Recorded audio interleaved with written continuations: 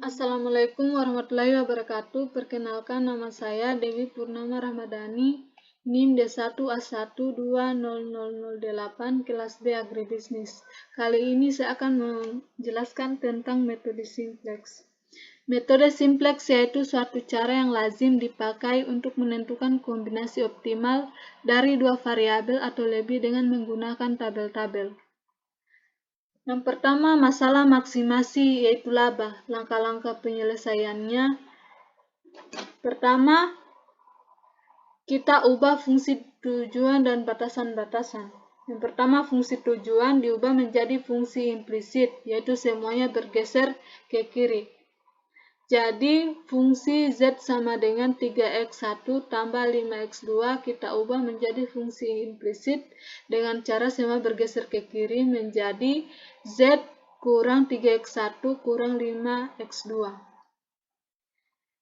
Yang kedua, batasan-batasan diubah menjadi kesamaan dengan cara menambah select variabel.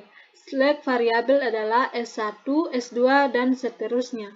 Jika hasil kegiatan yang ada mewakili X1 dan X2, maka select variabel dimulai dari S1, S2, dan seterusnya. Misalnya, batasan yang pertama, 2x1 lebih kecil sama dengan 8. Kita ubah menjadi persamaan dengan tanda sama dengan cara kita menambahkan S1. Sehingga menjadi 2x1 tambah S1 sama dengan 8. Untuk batasan yang kedua, 3x2 lebih kecil sama dengan 15. Sehingga menjadi 3x2 tambah S2 sama dengan 15. Untuk batasan yang ketiga, 6x1 tambah 5x2 lebih kecil sama dengan 30. Kita tambahkan S3 menjadi 6x1 tambah 5x2 tambah S3 sama dengan 30. Dengan non negatif, x1, x2 lebih besar sama dengan 0. Langkah yang kedua adalah menyusun persamaan-persamaan dalam tabel. Nah, ini adalah tabel metode simplex dalam simbol. Jadi, persamaan tadi kita akan isi koefisien dan nilainya di tabel ini. NK adalah nilai kanan persamaan, nilai yang di belakang tanda sama dengan.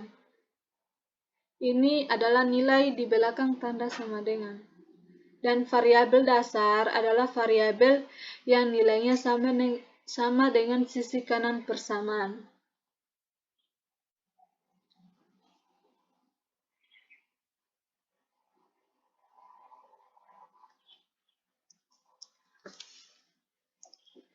Selanjutnya, nilai-nilai pada batasan dan fungsi tujuan tadi kita masukkan di sini, di mana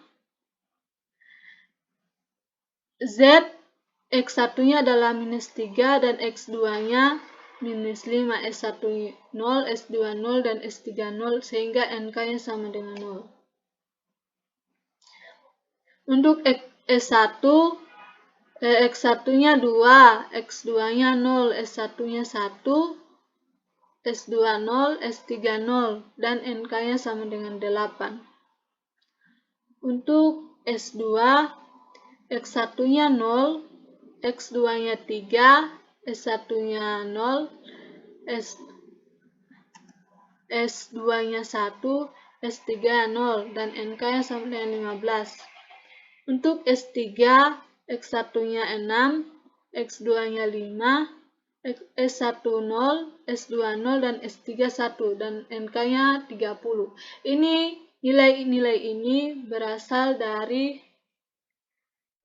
batasan-batasan dan fungsi tujuan yang ini, di mana Z tadi X1-nya minus 3, X2-nya minus 5, dan batasan-batasan X1-nya 2 dan yang lainnya 0.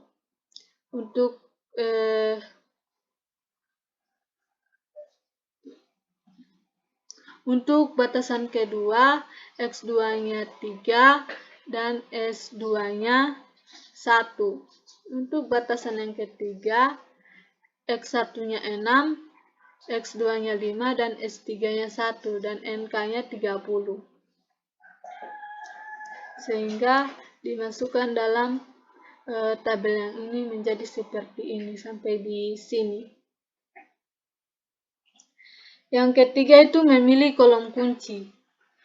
Kita pilih kolom kunci yang mempunyai nilai pada garis fungsi tujuan yang bernilai negatif dengan angka terbesar, dan kita beri tanda segi 4 pada kolom tersebut. Jadi pada garis fungsi tujuan ini kita pilih yang nilai negatifnya paling besar, sehingga kita dapatkan nilai negatif yang paling besar ada di kolom X2 yaitu -5, sehingga ini disebut kolom kunci.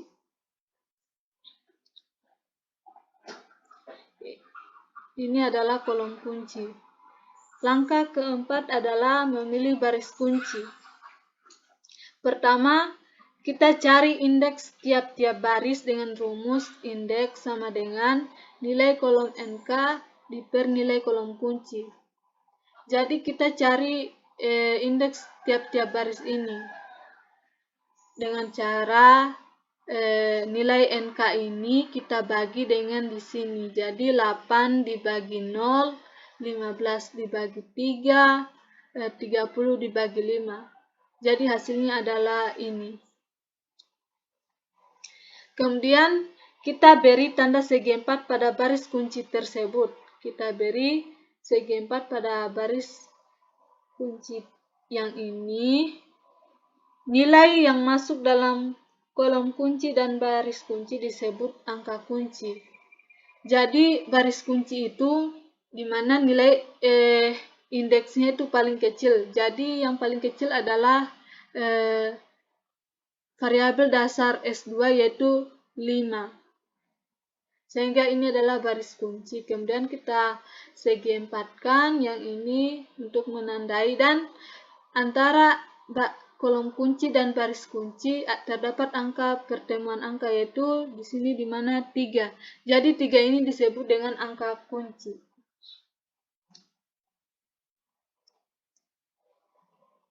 Langkah kelima yaitu mengubah nilai-nilai baris kunci dengan cara gantilah variabel dasar pada baris tersebut dengan variabel yang terdapat di bagian atas kolom kunci. Jadi kita ganti di sini kan sebelumnya S2, kita ganti menjadi X2. X2 ini variabel dasar dari kolom kunci. Terus kita tambahkan nilai baru baris kunci. Angka ini berasal dari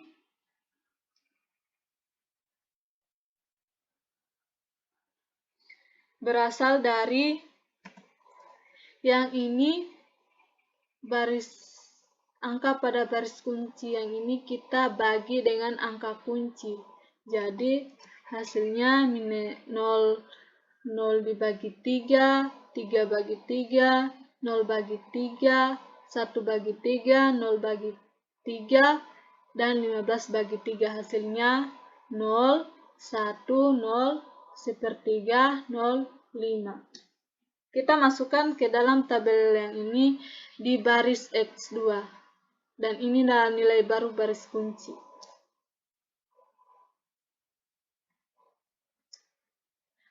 Terus langkah ke-6 yaitu mengubah nilai-nilai selain pada baris kunci. Dengan rumus baris baru sama dengan baris lama dikurang dengan hasil kali antara koefisien pada kolom kunci dikali dengan nilai baru baris kunci.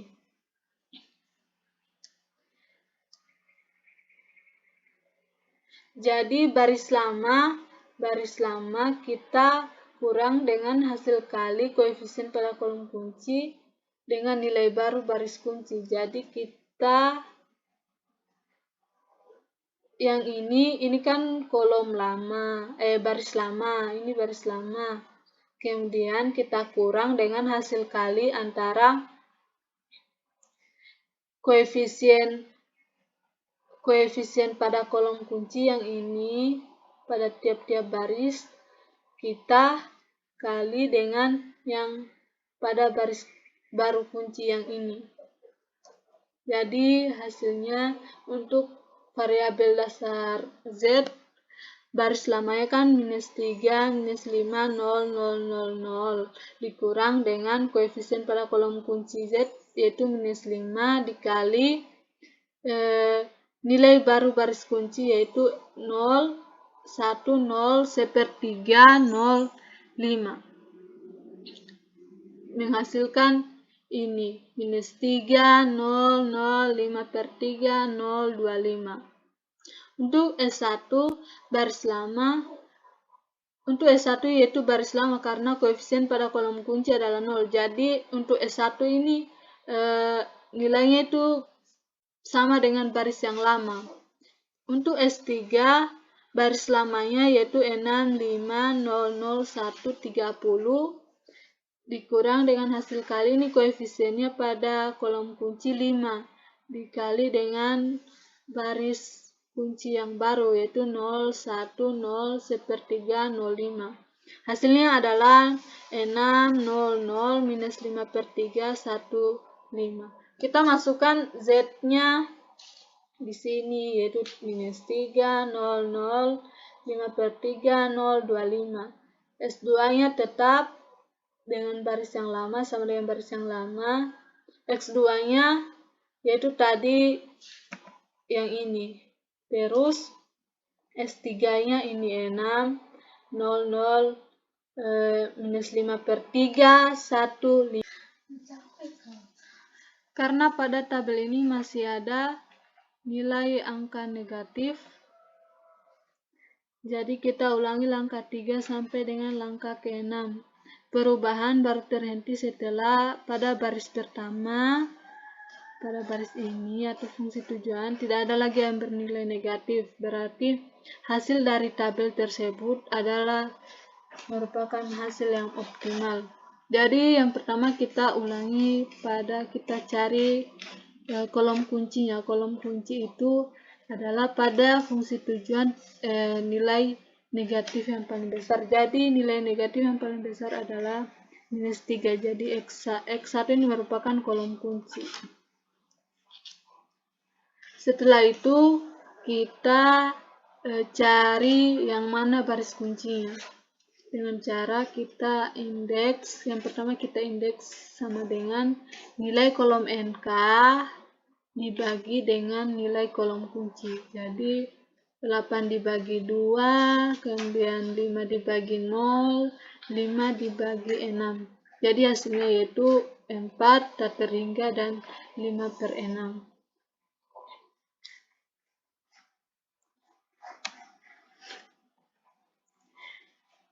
Nah, kemudian kita masukkan, kita ubah nilai baris kunci ini. Variabel dasar S3 ini kita ganti jadi X1. X1 itu berasal dari sini, variabel dasar dari kolom kunci.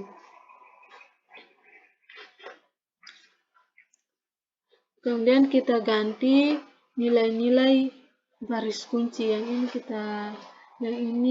kita ganti dengan cara baris kunci lama kita bagi semuanya dengan angka kunci. Jadi hasilnya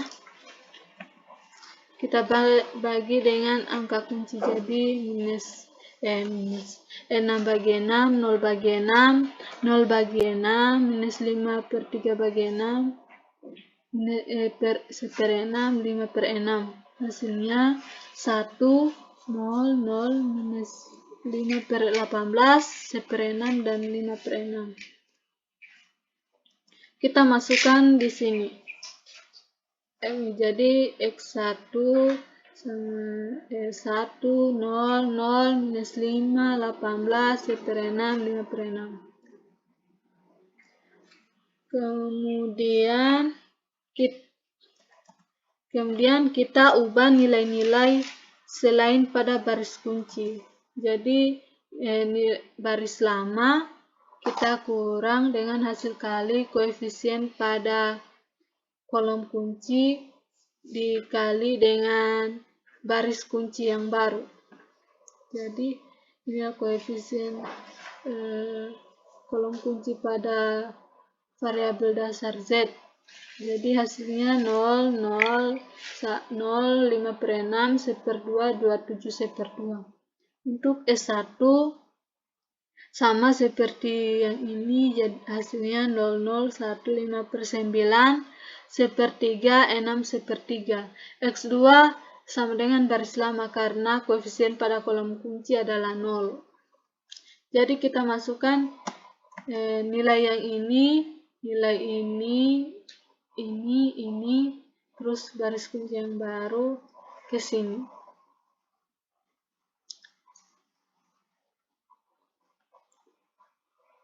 Jadi ini adalah tabel hasil dari tabel, maka tabel ini adalah hasil yang optimal. Ini tabel ini adalah hasil optimal. Kemudian untuk masalah minimisasi yaitu biaya, langkah-langkah penyelesaiannya. Untuk langkah 1 dan 2 sama dengan langkah maksimasi.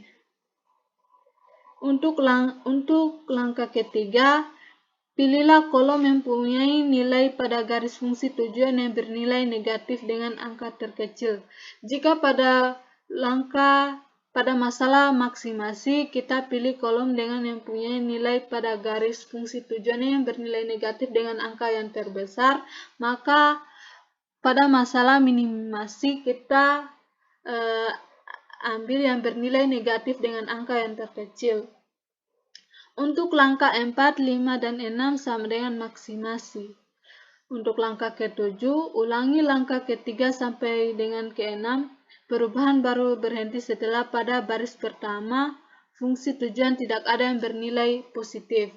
Jika pada maksimasi tidak adalah perubahan baru berhenti setelah pada baris pertama fungsi tujuan tidak ada yang bernilai negatif, maka apabila diminimasi, perubahan baru berhenti setelah pada baris pertama fungsi tujuan tidak ada lagi yang bernilai positif.